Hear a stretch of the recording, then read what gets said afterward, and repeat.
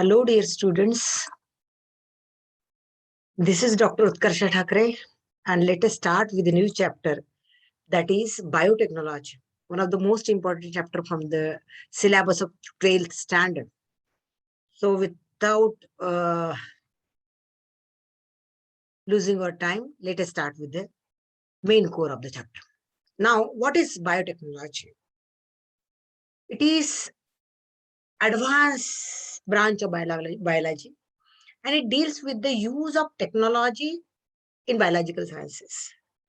So it is a product of interaction between the biological sciences and technology. It is, as I told you, it is a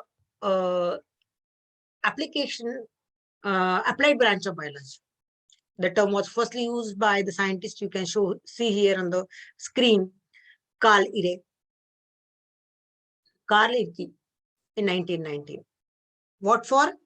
Actually, he carried the large-scale production of pigs using the technological process. And there he used the term biotechnology when he produced the pigs at a larger scale using the technology. This biotechnology can be defined as the development and utilization of biological forms, products, and processes for obtaining goods for the maximum benefit of human being and living forms. Living forms, human beings, and maximum benefit करता. Biological forms, biological processes चा वापर करणं. कशा करता? For the maximum benefit of human being and the living beings. So that technique is called as biotechnology. One organization is there called as OECD, Organization of Economic Cooperation and Development. This organization defined biotechnology as branch which deals with the application of scientific and engineering principles. अभियांत्रिकी आणि वैज्ञानिक प्रिन्सिपल्सचा वापर कशा करता करायचा? For processing material by the biological agent. Materials process करायचे, biologically ओरिजिनचे materials process करायचे बायोलॉजिकल एजंट्स वापरून.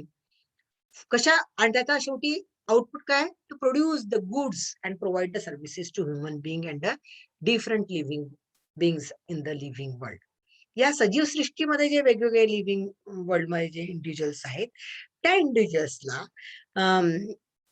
काहीतरी नवीन प्रोडक्शन गुड्स तयार करून त्याच्या कल्याणाकरताचा वापर करणं, हे म्हणजे biotechnology. So biotechnology is applied branch of biology which deals with the application of scientific and engineering principles to the processing of materials by living agents, biological agents, to provide goods and services for human being, for his welfare. त्याच्या कल्याणाकरता goods आणि services द्यायचे.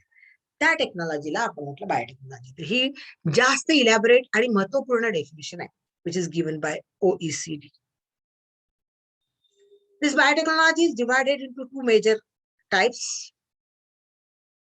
considering the development in this technology as traditional biotechnology and modern biotechnology. As the name suggests, traditional means पूर्वापार, जुन्या काळापासून जी चालत आलेली आहे, परंपरागत जी टेक्नॉलॉजी, जे जैवतंत्र आपण वापरलं, पण आपल्याला माहित नव्हतं की याला जैवतंत्र म्हणायचं. त्याला ही टेक्निकल टर्म आता 1919 पासून वापरल्या गेली, पण ते आपण वापरलं आपल्या दैनंदिन जीवनामध्ये. त्याला म्हणायचं that is called as traditional biotechnology. Now traditional biotechnology, you know it well. We use that technology in our day-to-day life. You have seen using your family members using these technologies. For example, घरात आई दही करते, दुधाचं दही करणं, किण्वन प्रक्रिया आहे, fermentation. It is the base of biotechnology. Fermentation is the base of biotechnology. So curdling of milk is the best example of biotechnology, which traditional biotechnology. Then your mama may prepare idli and dosa, these delicacies on weekends. Weekends आई इडली करते, डोसा करते, कधीतरी छान गोड करायचं म्हणून ती खमण करते, ढोकळा करते. किंवा मग ती जिलब्या करते घरामध्ये, हे सगळे मॉडर्न बायोटेक्नॉलॉजी ट्रॅडिशनल बायोटेक्नॉलॉजीचे एक्झाम्पल आहे. की वंश परंपरागत आपण हे जैवतंत्र वापरलेलं आहे घरामध्ये, त्याचा बेस हा फर्मेंटेशन आहे. So these are the examples of biotechnology. पूर्वापार अगदी आत्ता आपण एक्झाम्पल सांगतोय, पण तुम्ही जर आपलं वेद उपनिषद वाचली तर ऋषी मुनींच्या काळापासून मदिराचं प्रोडक्शन केलंय. ते तेव्हा पण दूध दहीच होतं, लोणी काढणं होतं, हे सगळं जैव तंत्रज्ञान आहे. ट्रॅडिशनल परंपरागत आलेलं. किंवा मदिरा तयार करायचे ऋषी मुनी सुद्धा, मदिरा पान केलं जायचं त्या काळात सुद्धा. म्हणजे you date back to the ancient era. अगदी प्राचीन काळामध्ये जरी गेलात तुम्हाला जैवतंत्राचा वापर झालेला दिसतो. In the formation of production of the alcohol, ज्याला त्या काळात मदिरा असं म्हटलं जायचं, जे आज आपण मॉडर्न टेक्नॉलॉजी मध्ये सुद्धा मदिरा तयार करतो, तेच तंत्र वापरलं जातं कमी अधिक प्रमाणामध्ये, थोडे ऍडव्हान्सेस वापरून. म्हणजे त्याचं प्युरिफिकेशन असेल किंवा मग आपण त्याला काय म्हणतो की फिल्ट्रेशन, अल्ट्रा फिल्ट्रेशन. तर अशा पद्धतीचे थोडे फार ऍडव्हान्सेस वापरले सोडले तर तेच तंत्र आजही मदिरा तयार करण्याकरता किंवा अल्कोहोल प्रोडक्शन करता केलं जातं, आणि त्याचा वापर मग वेगवेगळ्या फील्डमध्ये केला जातो. So that is our traditional biotechnology. फार त्याच्यामध्ये वेगळं काही नाही, पण तरी पण आपण ट्रेडिशनल बायोटेक्नॉलॉजी आणि आजची बायोटेक्नॉलॉजी, ज्याला आपण मॉडर्न बायोटेक्नॉलॉजी म्हणतो, जे तुम्हाला आता इंट्रोड्यूस होणार आहे ते आपण बघूया. Traditional biotechnology, as I told you, it is based on the fermentation. Fermentation म्हणजे किण्वन प्रक्रिया आपण ज्याला म्हणतो.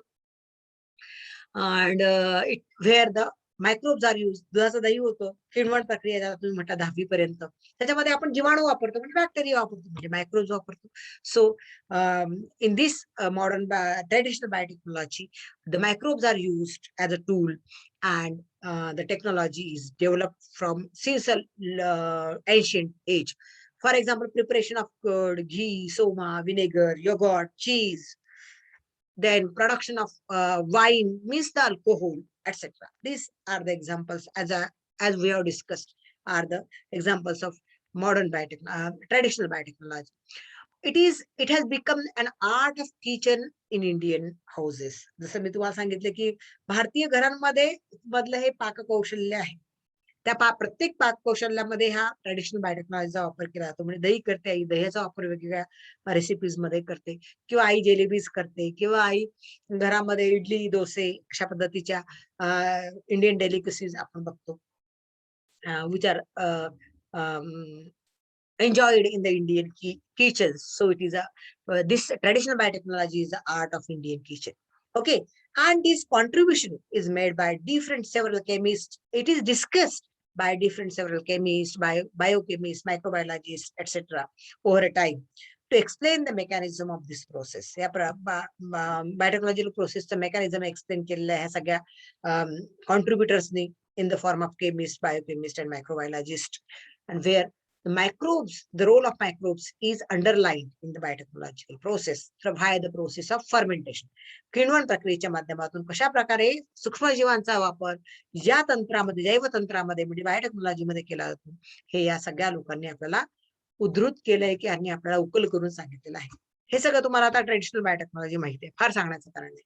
पण आता मॉडर्न बायोटेक्नॉलॉजी मध्ये this technique was modern biotechnology खऱ्या पद्धतीने 70च्या दशकामध्ये उदयाला आली in the form with the discovery of a important or key process of known as recombinant DNA technology. Recombinant DNA technology ही की प्रोसेस आहे. या की प्रोसेसच्या माध्यमातून खऱ्या अर्थाने मॉडर्न बायोटेक्नॉलॉजीचा उगम झाला.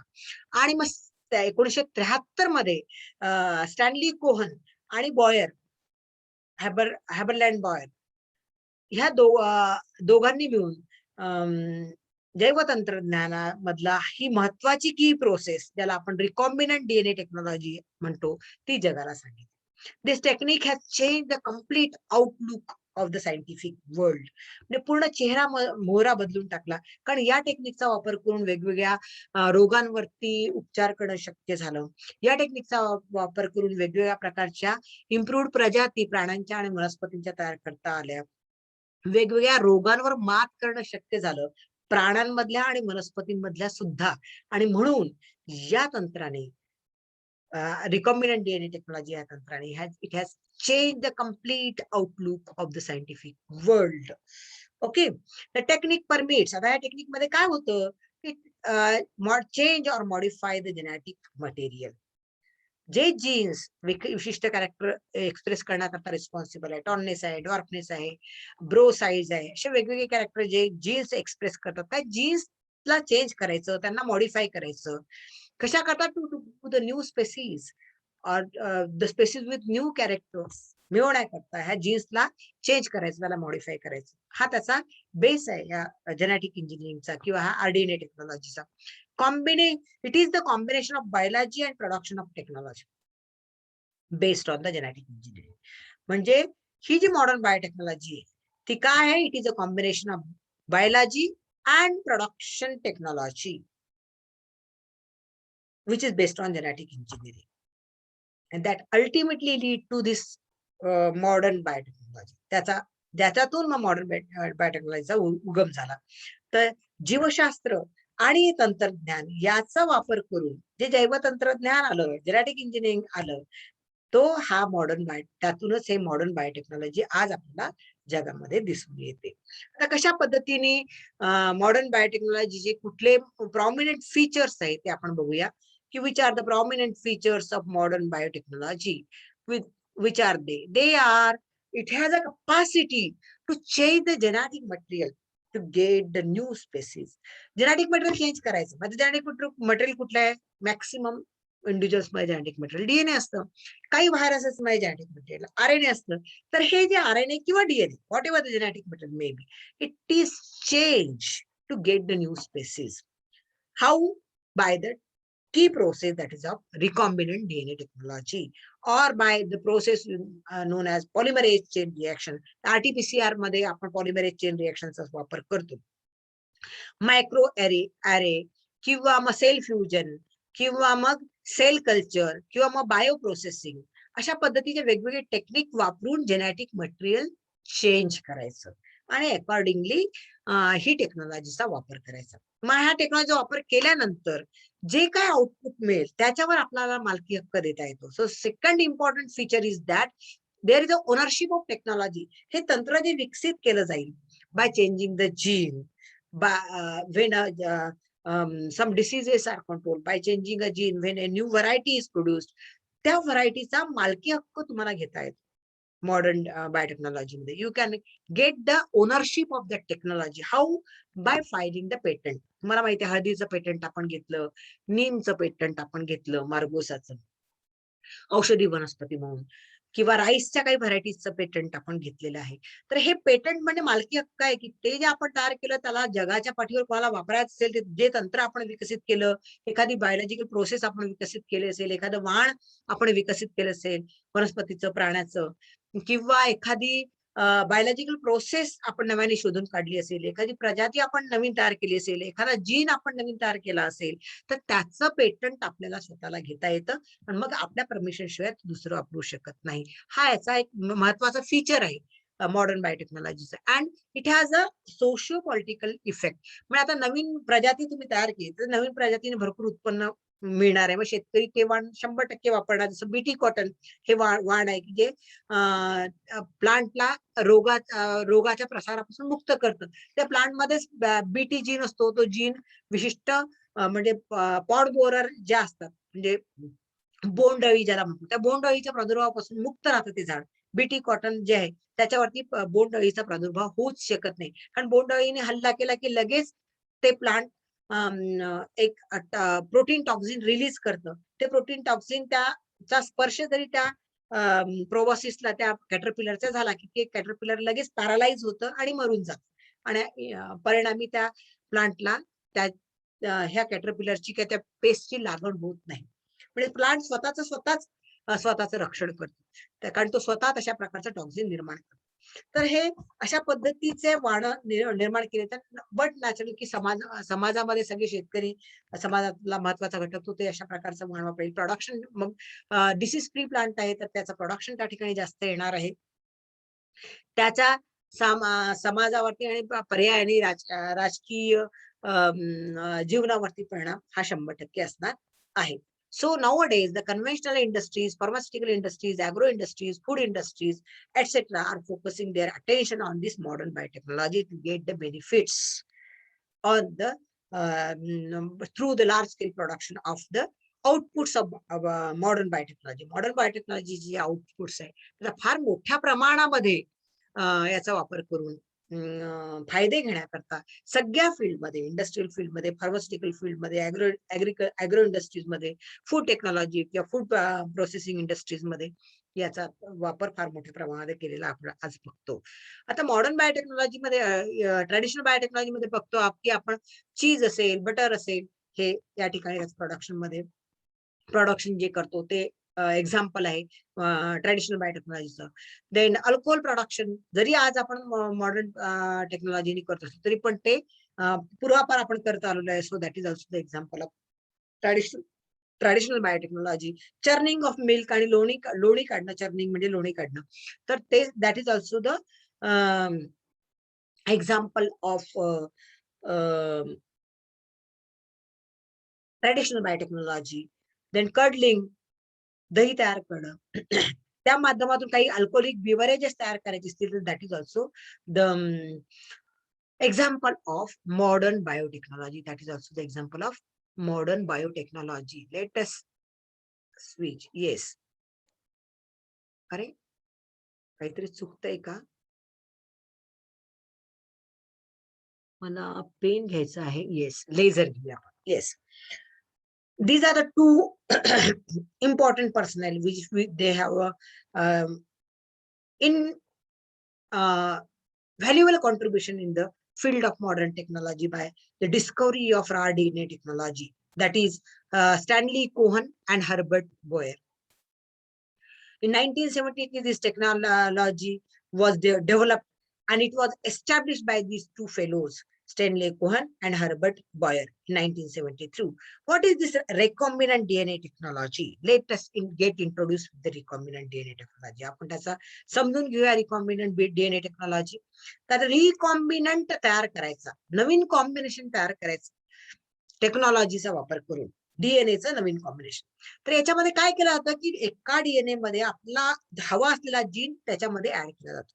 समजा आपल्याला इन्शुलिन प्रोडक्शनचा जीन तयार करायचा आहे, तर तो ज्या व्यक्तीमध्ये नॉर्मल इन्शुलिन प्रोडक्शन करणारा जीन आहे त्याच्याकडनं तो जीन सेपरेट, त्याच्या डीएनए मधून, त्याच्या जिनोम मधून तो जीन सेपरेट करा. समजा ही पेशी आहे, या पेशीमध्ये हेल्दी इन्शुलिन प्रोडक्शनचा जीन आहे. So that gene is a gene of interest. आपला इंटरेस्टचा जीन आहे, त्याला आपल्याला मल्टिप्लाय करायचं आहे म्हणून त्याला आपण जीन ऑफ इंटरेस्ट, तो त्याच्या जिनोम मधनं सेपरेट केला जातो. सेपरेट करण्याकरता त्याला कट करायला पाहिजे. कट करायला करता एन्झाईम कोणता? तर जेनेटिक सीजर, ज्याला आपण रेस्ट्रिक्शन एंडोन्यूक्लियस म्हणतो, लास्ट चॅप्टरला आपण बघितलंय. तर रेस्ट्रिक्शन एंडोन्यूक्लियस नावाचा एन्झाईम त्याचा वापर करून त्या ठिकाणी जीन ऑफ इंटरेस्ट या सेलच्या जिनोम मधनं सेपरेट केला. तो जीन ऑफ इंटरेस्ट कुठलाही असेल, इन्शुलिन प्रोडक्शनचा जीन असेल, बीटी जीन असेल, किंवा एखादं प्रोटीन तयार करणारा जीन असेल, ओके, किंवा एखादा एन्झाईम तयार करणारा जीन असेल, व्हॉट एव्हर द जीन मे. तर तो जीन आपण तो आपला नोन जीन, नोन फंक्शन, त्याचं फंक्शन आपल्याला माहिती असलेला जीन आहे, तो नोन फंक्शन असलेला जीन, पण त्याचं फंक्शन इन्शुलिन प्रोडक्शन असू शकतं, प्रोटीन प्रोडक्शन असू शकतं, एन्झाईम प्रोडक्शन असू शकतं, अजून एखादा मेटाबोलाइट प्रोडक्शनचा करणारा जीन असू शकतो. तर तो आपला जीन ऑफ इंटरेस्ट, तो जीन ऑफ इंटरेस्ट आपण होस्ट सेल मधनं किंवा डोनर सेल मधनं तो सेपरेट केला. आता याला मल्टिप्लाय करता तेवढा जीन आपल्याला मल्टिप्लाय करता येत नाही.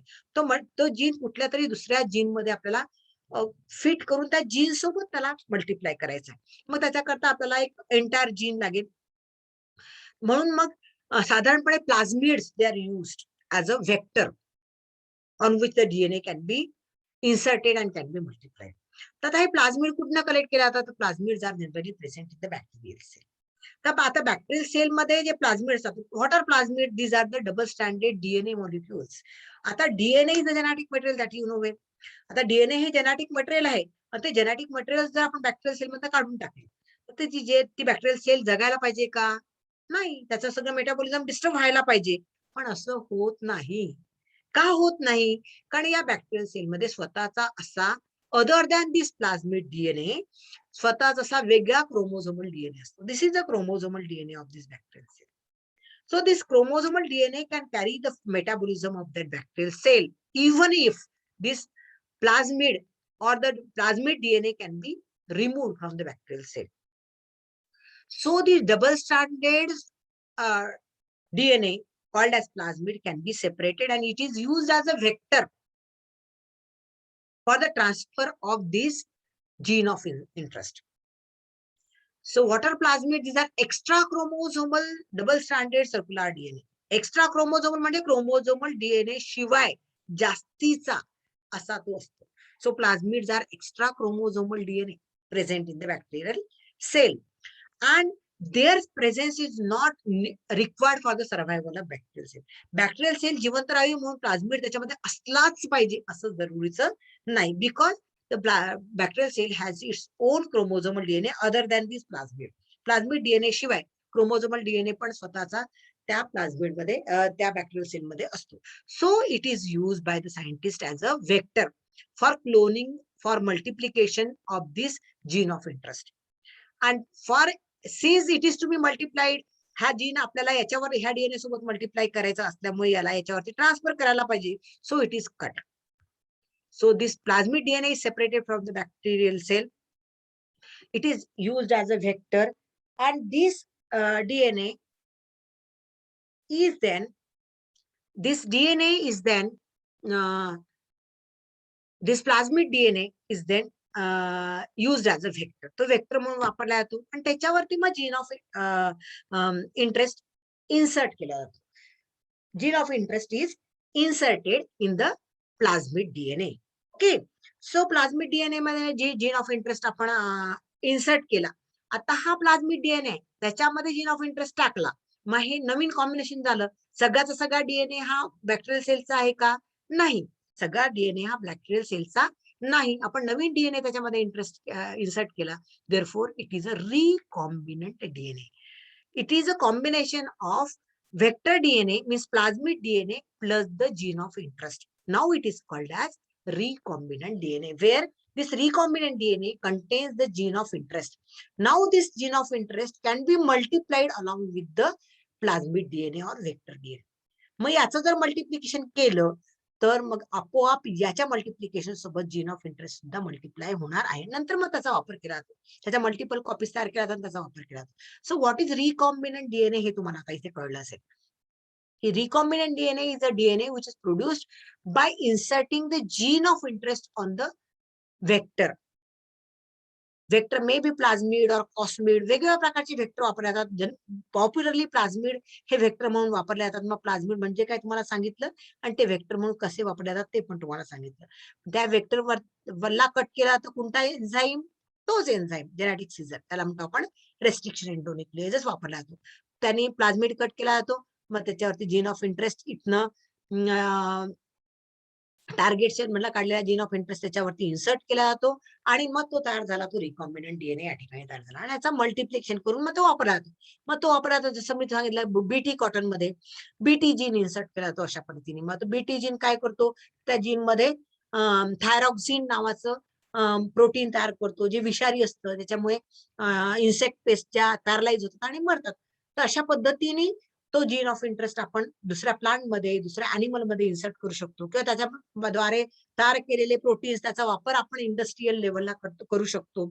किंवा मग आता या ठिकाणी दुसरे एक्झाम्पल, प्रोटीन्स समजा तयार केले रिकॉम्बिनंट DNA न तयार करता, जर आपण एखाद्या प्रोटीनची निर्मिती केली, ते प्रोटीन मग ब्लड क्लॉट डिझॉल्व्ह करण्याकरता वापरले जाऊ शकतात. आणि मग ब्लड क्लॉट डिझॉल्व्ह केले तर मग व्यक्तीला हार्ट अटॅकचा धोका टळू शकतो. किंवा इंडस्ट्रीज मध्ये स्टोन वॉशिंग ऑफ जीन्स, तुम्हाला स्टोन वॉश केल्या जीन्सचा कन्सेप्ट माहिती आहे, तर जीन्सचं स्टोन वॉशिंग करण्याकरता जे प्रोटीन वापरले जाते ते प्रोटीन रिकॉम्बिनंट DNA टेक्नॉलॉजीने तयार केले जाऊ शकतात. किंवा ट्रान्सजेनिक प्लांट, जसं बीटी प्लांट सांगितलं मी, बीटी कॉटन सांगितलं, बीटी सोयाबीन तयार करता येतं, टोमॅटोच्या व्हरायटीज बीटीच्या तयार केल्या जातात, ज्या रोगाला बळी न पडणाऱ्या असतात, तर त्याचं सुद्धा या ठिकाणी तयार केला जात. तर अशा पद्धतीने रिकॉम्बिनंट DNAचा वापर केला जातो. रिकॉम्बिनंट DNA हा कॉन्सेप्ट कळला. पुढे याचं क्लोनिंग म्हणजे मल्टिप्लिकेशन करायचं आहे, ते पण आपल्याला बघायचं आहे. आपण नेक्स्ट स्लाइडला पूर्ण मॉडर्न बायोटेक्नॉलॉजी म्हणजे काय, it is a combination of recombinant DNA technology and the cloning of gene. तर हे सगळं आपल्याला बघायचं आहे. इथे तुम्हाला रिकॉम्बिनंट DNA कळला, आता आपण बघू की पुढे काय. त्याच्या principles and processing of biotechnology. त्याच्यामध्ये काय बघतो आपण की बायोटेक्नॉलॉजीच्या 2 कोर प्रोसेसेस आहेत, 2 कोर टेक्निक आहे. एक टेक्निक म्हणजे जेनेटिक इंजिनिअरिंग, ज्याच्यामध्ये जीनचं इंजिनिअरिंग केलं जातं. तुम्हाला इंजिनिअरिंग माहिती आहे, इंजिनियर घर बांधतो तर तो काय करतो, रॉ मटेरियल वापरतो, वाळू, विटा, सिमेंट हे रॉ मटेरियल वापरतो आणि इंजिनिअरिंग करतो. म्हणजे त्याचा सेट प्लॅन असतो. आपण घराचा प्लॅन तयार करतो, कुठे दार असेल, कुठे खिडकी असेल, कशा पद्धतीने कुठे सिमेंट वापरायचंय, कुठे वाळू वापरायची, किती प्रमाणात वापरायची, हे सगळं प्लॅन करतो इंजिनियर. अकॉर्डिंगली एक सुंदर कलाकृती तयार करतो as per the set plan to the desired end. त्यांनी ठरवलं असतं, प्लॅन तयार केलं असतं, त्याला माहित असतं की मला इतक्या माळाची बिल्डिंग करायची आहे, त्याचं डिझायर आहे त्या ठिकाणी. सो तेच इथे केलं जातं. फक्त रॉ मटेरियल हे जेनेटिक मटेरियल वापरलं जातं आणि इंजिनिअरिंग केलं जातं. जीनचं इंजिनिअरिंग केलं जातं, त्याला म्हणायचं जेनेटिक इंजिनिअरिंग. आता जीनचं इंजिनिअरिंग करायचं म्हणजे काय, जीनची रचना बदलायची. मतलब gene may be in the form of the genetic material, may be in the form of DNA और may be in the form of RNA. आणि केमिकल इंजिनिअरिंग मध्ये केमिकलचं प्रोडक्शन केलं जातं अंडर द असेप्टिक कंडिशन, ते chemical engineering. तर modern biotechnology ह्या 2 core process, genetic engineering, त्याच्यामध्ये काय होणार मग, alteration of genetic material. Genetic material बदलेल, त्याचं अल्टरिंग केलं जाईल, म्हणजे चेंज केलं जाईल. Whether it is a DNA और whether it is a RNA, it is change. Genetic material change होतं म्हणजे काय, की जीन सिक्वेन्स चेंज होईल.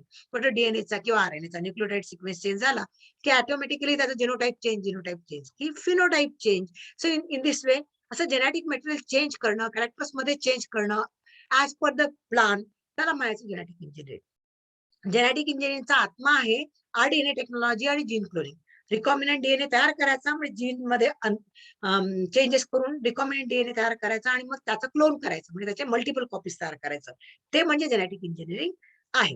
मग आता केमिकल इंजिनिअरिंग म्हणजे काय, maintaining the sterile environment for the manufacturing variety of products such as vaccines, antibiotics, enzymes, then the antibiotics, then organic acids, vitamins, थेरॉपिटिक्स म्हणजे थेरपीज मध्ये वापरल्या जाणारे वेगवेगळे मेडिकल मेडिसिनली इम्पॉर्टंट प्रॉडक्ट्स, त्याला थेरॉपिटिक्स म्हणायचं. त्याचा निर्मिती, त्याला म्हणायचं केमिकल इंजिनिअरिंग.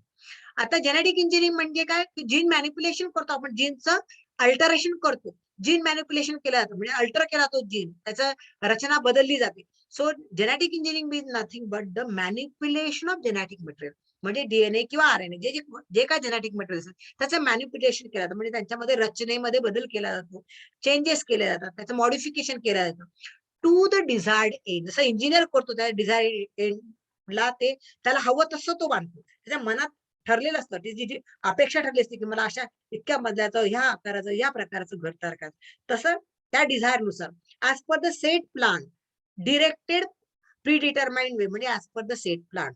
सेम इथे असं केलं जातं. So manipulation in the genetic material as per the toward the desired end as per the set plan using the in vitro process. म्हणजे असं नाही की व्यक्तीच्या शरीराच्या आत ते केलं जातात, इन विट्रो म्हणजे लॅबमध्ये हे सगळं केलं जातं, त्याला म्हणतात genetic engineering. So genetic engineering is the manipulation of genetic material to the desired end as per the set plan using the in vitro technique.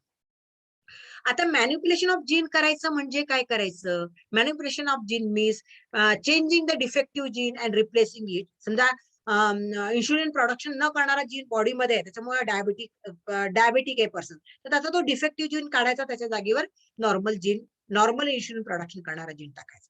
So replacing the defective gene with the normal genes or healthy gene. Okay, then artificially synthesizing a totally new gene, totally नवीन gene तयार करायचा, gene production, transfer of gene from its normal original location to the new location. त्याच्या original location पासून एखादा gene काढायचा आणि नवीन लोकेशनला टाकायचा, सो दॅट हवा असलेला चेंज किंवा बदल होऊन हवा असलेलं एक्सप्रेशन त्याला मिळावं.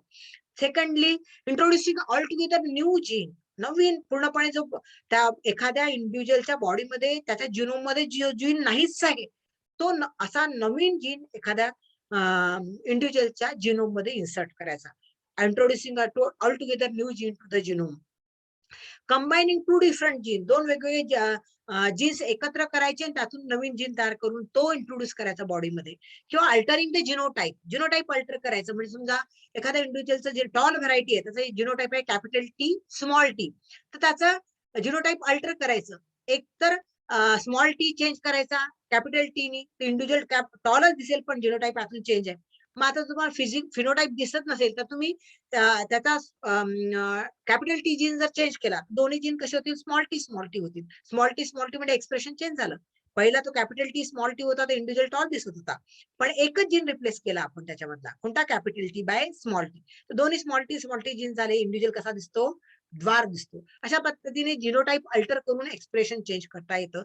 आज पण आपल्याला डॉर्फ व्हरायटी पाहिजे असेल तर आपण कॅपिटल टी स्मॉल टी मध्ये कन्वर्ट करू शकतो, किंवा डॉर्फ व्हरायटी आहे तिला टॉल मध्ये कन्वर्ट करायचं. सुरुवातीला त्यातला एक जीन चेंज करायचा, फक्त एक स्मॉल टी जरी चेंज केला इंटू कॅपिटल टी तरी पण इंडिव्हिज्युअल कसा दिसणार आहे, टॉल दिसणार आहे. In this way the genotype can be change and as per our desire to our desired in. Then it can be clone. त्याचं क्लोनिंग करता येतं, म्हणजे मल्टिपल कॉपीज तयार करता येतात. So manipulation of gene is done just for the improvement of the living organism. विनाशा करता नाही करायचं हे सगळं. कशा करता करायचं, for improvement of the living organism. Hence, ultimately we can say that genetic engineering is alternately called as a RDNA technology or gene cloning. Recombinant DNA technology आणि जीन क्लोनिंग म्हणजेच काय आहे, जेनेटिक इंजिनिअरिंग आहे. तर recombinant DNA technology मी तुम्हाला सांगितली, recombinant कसा तयार करायचा, रिकॉम्बिनंट डीएनए. तर जीन क्लोनिंग कसं करायचं त्याच्याकरता पुन्हा एकदा आपण रिकॉम्बिनंट डीएनए टेक्नॉलॉजी बघू आणि जीन क्लोनिंग पण बघूया नेक्स्ट स्लाइडला. तर रिकॉम्बिनंट डीएनए टेक्नॉलॉजी आपल्याला व्हेक्टर लागतो, which act as a vehicle. So what is a vector? Vector is a DNA molecule which is used as a vehicle for carrying the gene of interest. म्हणजे मी सगळं सांगितलं की insulin प्रोडक्शनचा gene हा आपला gene of interest झाला, त्याला carry करायचं आणि मग त्याला मल्टिप्लाय करायचं, दुसऱ्या सेलमध्ये टाकून त्याला मल्टिप्लाय करायचं.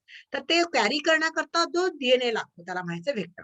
So vector is a DNA molecule which is use as a vector to carry the gene of interest to the another sale.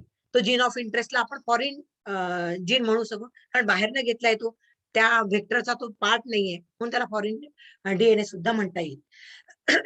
आणि दुसऱ्या सेलमध्ये टाकलं की मग त्याला पुढे रेप्लिकेट करायचं, where it can be replicated.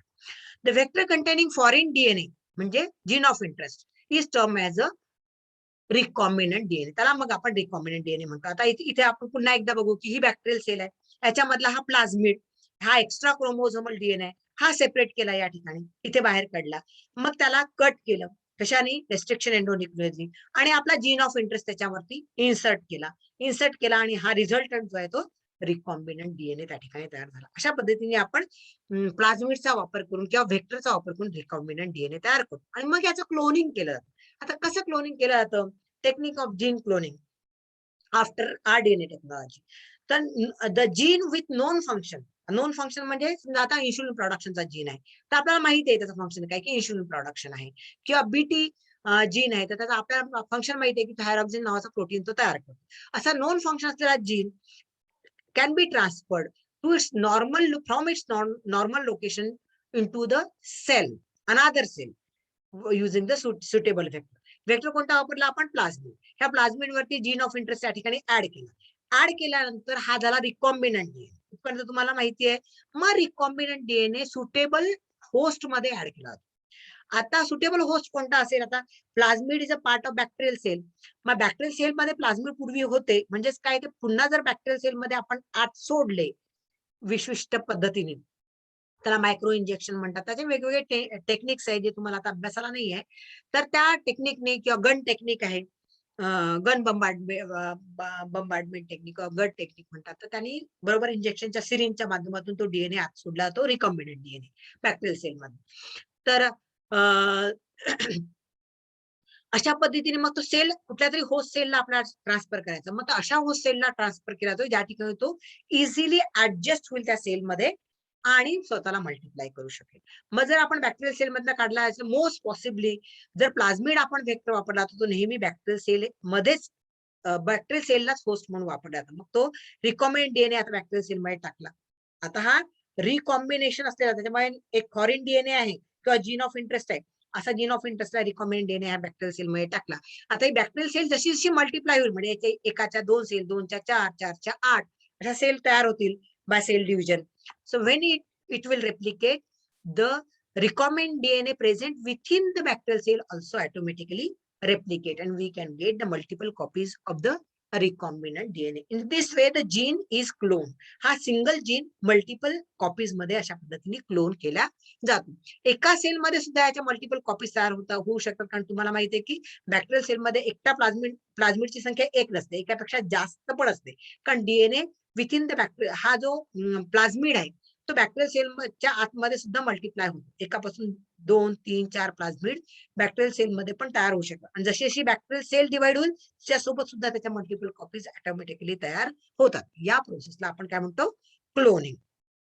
आणि असा क्लोन झालेला डीएनए मग जीन बँक मध्ये स्टोअर केला जातो, आणि जिथे तो ऍड करायचा आहे, जिथे तो यूज करायचा आहे, तिथे तो यूज करतो. मग तो डिफेक्टिव्ह जीन रिप्लेस करण्याकरता असेल, एखादी इम्प्रूव्ह व्हरायटी तयार करण्याकरता असेल, तिथे तो वापरला जातो. आता ह्या जेनेटिक इंजिनिअरिंग मध्ये ज्या ठिकाणी आरडीएनए टेक्नॉलॉजी किंवा जीन क्लोनिंगने एक नवीन जीन क्लोन केला जातो, तर ह्या जेनेटिक इंजिनिअरिंगच्या कुठले टूल्स टेक्निक्स वापरले जातात, काही इन्स्ट्रुमेंट वापरले जातात, काही टूल्स वापरले जातात. इन्स्ट्रुमेंट म्हणजे डिव्हायसेस तुम्हाला माहिती आहे, मग त्यामध्ये मेटल आलं, ते मॅन मेड असतात डिव्हायसेस. तर त्याच्यामध्ये पीसीआर पॉलिमेरेज चेन रिएक्शन करता इन्स्ट्रुमेंट वापरले जातात. आरटीपीसीआर जी करतो त्याच्यामध्ये पीसीआर टेक्निकच वापरले जातं. नंतर मग जेल इलेक्ट्रोफोरेसिस बघितलं तुम्ही, त्याच्यामध्ये डीएनए क्लोन केला जातो किंवा सेपरेट केला जातो, तर ते पण एक डिव्हाइस आहे त्या ठिकाणी वापरल्या गेलेलं. बायोलॉजिकल टूल्स कोणते, ते एन्झाईम्स रेस्ट्रिक्शन एंडोन्यूक्लियोज आपण कटिंगला वापरला डीएनएच्या, सो ते एक टूल आहे. मग आपण क्लोनिंग वेक्टर वापरला, प्लाझमिड हा आपला क्लोनिंग वेक्टर होता, that is also biological tool. मग कॉम्पिटंट होस्ट इकोला सेल किंवा बॅक्टेरियल सेल वापरली आपण, ज्या सेलमध्ये आपण रिकॉम्बिनंट डीएनए टाकला आणि त्याचं मल्टिप्लिकेशन केलं, तर तो झाला कॉम्पिटंट होस्ट. तर हे झाले बायोलॉजिकल टूल. मग टार्गेट डीएनए म्हणजे कोणता डीएनए, की ज्या डीएनए वरती आपण हा जीन ऑफ इंटरेस्ट ऍड करणार आहोत, तो आपला म्हणजे प्लाझमिड. ओके. आणि फॉरेन डीएनए म्हणजे तो डीएनए जो आपण ऍड करतो, तो झाला फॉरेन डीएनए. म्हणजे इन्शुलिनचा डीएनए आपण क्लोन करणार होतो, तर तो झाला आपला फॉरेन डीएनए. ओके. हे कन्सेप्ट तुम्हाला थोडेसे कळावेत म्हणून सांगितलं. त्याच्यानंतर मग आता ह्यांचं सेपरेशन कसं करायचं, डीएनए वेगवेगळ्या मॅक्रो मॉलिक्युल्स. डीएनए हा मोठा मॉलिक्युल आहे, आरएनए हा मॅक्रो मॉलिक्युल आहे, मायक्रो मॉलिक्युल येत नाही. प्रोटीन्स हे मायक्रो मॉलिक्युल आहे. शिवाय यांच्यावर चार्ज असतो. न्यूक्लिक ऍसिड वरती निगेटिव्ह चार्ज आहे, किंवा प्रोटीन्स वरती आपण पाहिलं कुठे हिस्टोन्सच्या निर्मितीमध्ये, किंवा प्रोटीन्स, हिस्टोन प्रोटीन्स हे पॉझिटिव्हली चार्ज असतात, तर त्यांच्यावरती पॉझिटिव्ह चार्ज असतो. Proteins are positively charge, nucleic acids are negatively charge. So as per their charge, their molecular weight, their solubility, their absorbance capacity to absorb light, the presence of the charge positive or negative, these macromolecules can be separated. आता हे separate केल्या जातात, पण त्याच्याकरता automatically separate होतात का, नाही. जसं आपण पाहिलं जेल इलेक्ट्रोफोरेसिस मध्ये आपण डीएनए सेपरेट केला, लार्ज साईज फ्रॅगमेंट्स पटकन सेपरेट होत नाहीत, आणि छोटे फ्रॅगमेंट पटकन सेपरेट होतात. हे लास्ट चॅप्टरला आपण बघितलं. म्हणजेच काय, की जेल इलेक्ट्रोफोरेसिस हे करता जे डिव्हाइस वापरतो, ते डिव्हाइस आपण डीएनएच्या सेपरेशनला वापरलं, की चार्ज पार्टिकलच्या सेपरेशनला वापरलं. तर फक्त तेवढंच नाही, पीसीआर झालं, जेल इलेक्ट्रोफोरेसिस हे तुम्हाला माहिती असलेलं आहे, किंवा आता आपण डिटेलमध्ये शिकणार आहोत.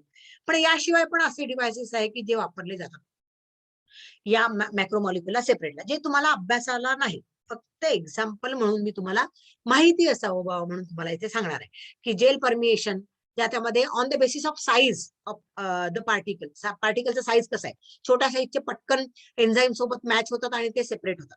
अल्ट्रा सेंट्रिफ्युगेशन म्हणजे फार फास्ट ते मटेरियल फिरवलं जातं त्या अल्ट्रा सेंट्रिफ्युज मशीन मध्ये, ते तुम्हाला फोटोग्राफ दाखवते मी.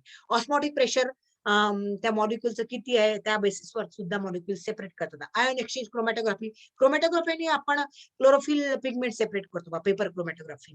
तसं क्रोमॅटोग्राफीने सुद्धा आपण वेगवेगळे मॉलिक्युल सेपरेट करू शकतो. स्पेक्ट्रोस्कोपी रिसर्च मध्ये वापरतात. स्पेक्ट्रोफोटोमीटर नावाचं एक इन्स्ट्रुमेंट असतं, ज्यावरती स्पेक्ट्रोस्कोपीने वेगवेगळ्या प्रकारचे बायोमॉलिक्युल्स, काही प्रोलीन किंवा म्हणजे अमिनो ऍसिड्स असतील, किंवा मग क्लोरोफिल पिगमेंट्स असतील, ते पण तुम्हाला स्पेक्ट्रोस्कोपीने त्यांचा सेपरेशन आणि त्याचा कंटेंट किती आहे तो शोधून काढता येतो. जेल इलेक्ट्रोफोरेसिस आपण लास्ट चॅप्टरला बघितलंय, तर तो आपण बघितलं की डीएनए सेपरेशनला, पण नुसतीच डीएनए ला आरएनए, डीएनए, प्रोटीन्स हे आपल्याला जेल इलेक्ट्रोफोरेसिसने सेपरेट करता येतात. मग पॉलिमेरेज चेन रिएक्शन आपण या चॅप्टरमध्ये डिटेल्स मध्ये बघणार आहोत. जे आरटीपीसीआर जी टेस्ट करतो त्यामध्ये पॉलिमेरेज चेन रिएक्शनच वापरली जाते. ते डिटेलमध्ये या व्हिडिओला नाही, या लेक्चरला नाही पण नेक्स्ट याला आपण डिटेलमध्ये आपण पीसीआर टेक्निक त्याचा सेपरेट व्हिडिओ पण आपण बघू. याला या चॅप्टरमध्ये मला असं वाटतं की तुम्हाला एकदा पुन्हा जेल इलेक्ट्रोफोरेसिसची रिव्हिजन करावी. आपण जेल इलेक्ट्रोफोरेसिस या ठिकाणी बघू या लेक्चरमध्ये. जेल परमिएशन मध्ये असे लार्ज साईज मॉलिक्युल आणि स्मॉल साईज मॉलिक्युल, त्याच्यामध्ये जर एन्झाईम किंवा एखादं प्रोटीन ऍड केलं तर स्मॉल साईज बरोबर त्याच्या ऍक्टिव्ह साइट्स मध्ये ऍड होतील आणि बरोबर त्यांचं सेपरेशन होईल आणि लार्ज साईज मॉलिक्युल्स मागे राहतात. असं ते जेल परमिएशन आहे. त्या जेलमध्ये टाकलं की जेलच्या ज्या पोर्स असतील जेलला त्याच्यामध्ये स्मॉल साईज नुसार ते जसं आपण डीएनएच्या साईज नुसार ते जेलमध्ये ते इन्सर्ट होतात डीएनएचे फ्रॅगमेंट्स. त्या ठिकाणी असंच या जेलच्या साईज नुसार जेलच्या ज्या पोर्स आहे त्याच्यामध्ये automatically as per size they get adjusted and they get separated. असं ते थोडं टेक्निक आहे. पुन्हा मग तुम्हाला सांगितलं होतं मी अल्ट्रा सेंट्रिफ्यूज. ही सेंट्रिफ्यूज मशीन आहे. त्याच्यामध्ये एक मेटल डिव्हाइस असतं, मेटलचं एक भांड असतं आणि ज्याला असे खाचा असतात ज्याच्यामध्ये आपण एखादी टेस्ट ट्यूब इन्सर्ट करू शकतो आणि त्याला जर आपण इलेक्ट्रिक करंट सप्लाय केला तर ते 5000 आरपीएम म्हणजे 5000 रोटेशन्स पर मिनिट किंवा 100,000 रोटेशन्स पर मिनिट इतक्या स्पीडने आपण स्पीड ऍडजस्ट करू शकतो आणि त्याला रोटेट करतात, फिरवलं जातं, गरगर गरगर फिरवलं जातं आणि मग त्याच्यामुळे काय होतं की जड जे मटेरियल असेल ते खाली सेटल होतं आणि जे हलकं असेल ते सुपरनेटेड वरती वर येतं आणि आपल्याला अशा पद्धतीने त्या मटेरियल मधलं काही जे कॉम्पोनंट्स आहेत ते सेपरेट करता येतात. तर ते त्याला अल्ट्रा सेंट्रिफ्युगेशन टेक्निक म्हणतात. या ठिकाणी आपण काही मटेरियल सेपरेट करू शकतो. तर ते पण आहे, पण हे तुम्हाला डिटेलला नाही आहे. जरी हे तुम्हाला दाखवले असलं तरी पण तुम्हाला अभ्यासाला कोणते आहे दोन, वन जेल इलेक्ट्रोफोरेसिस आणि दुसरं पीसीआर. आता याच्यामध्ये फक्त जेल इलेक्ट्रोफोरेसिसला एक रिव्हिजन आपण बघू. जे जरी आपल्या मागच्या चॅप्टरमध्ये आपण याचा डिटेल व्हिडिओ बघितलेला तरी पण एक रिवाइज करू की gel electrophoresis is the separation of charge molecules applying the electric current. The charge molecule कोणकोणते सेपरेट करतात? DNA, RNA, proteins. DNA is negatively charged, proteins are positively charged, so they can be separated. DNA being negatively charged, they move from the negative pole, that is cathode to the anode. आणि cathode पासून anode कडे ते move होतात. तर त्याच्या आपण याच्यामध्ये बघितलेलं आहे की दिस इज अ जेल केस, ज्याच्यामध्ये आपण अगारोज जेल कास्ट करतो पहिल्यांदा, म्हणजे विशिष्ट टेम्परेचरला अगारोज जेल मेल्ट केलं जातं. नंतर ते जेल केस मध्ये टाकलं जातं, मग त्याला फ्रीज केलं जातं. फ्रीज करताना त्याच्यामध्ये कोंब ऍड केला जातो जेणेकरून एनोड एंडला कॅथोड एंडला आपल्याला वेल्स तयार करता येतील आणि नंतर मग तो जेल जेव्हा थंड होतो, when the temperature slows down, then the comb is removed and you can see here the wells, and a part of a gel with wells is placed towards the cathode end in this device. Electrophoresis जे device आहे gel केस, त्याच्यामध्ये बरोबर cathode एंडला आपण Wales येतील अशा पद्धतीने casted gel त्या ठिकाणी ठेवतो आणि मग कास्टेड जेल ठेवल्यानंतर मग आपण काय ऍड करतो, तर आपण ऍड करतो बफर. बफर ऍड केल्यानंतर हाऊस या वेल्स मध्ये डीएनए सॅम्पल ऍड केलं जातं. व्हिडिओमध्ये तुम्हाला आठवत असेल तर तुम्ही सगळं बघितलेलं आहे. Using the micropipette the sample DNA is added in the well and then the current is on. current after the supply of current, the bubbles, we can see the bubbles coming out, and the DNA being negatively charged, they move from the cathode towards the anode, that is from the negative pole to the positive pole, and you can see the bands, separate bands of the separated DNA. The shorter DNA fragments move fast and the larger DNA fragments move slow. So use of agarose gel electrophoresis is used for the separation of this way DNA and RNA. Gel इलेक्ट्रोफोरेसिसच्या पण वेगवेगळ्या पद्धती आहे. त्याच PAGE, that is polyacrylamide gel electrophoresis, PAGE म्हणतात, किंवा SDA PAGE म्हणजे sodium dodecyl polyacrylamide gel electrophoresis. म्हणजे कुठलं केमिकल आपण इलेक्ट्रोफोरेसिसला वापरतो त्यावरून हे दोन मेथड्स आहेत आणि त्या जेल इलेक्ट्रोफोरेसिसने अल्टिमेटली आपण macromolecules like DNA, RNA, proteins, we can separate. I think here we should stop. Thank you. Thank you very much.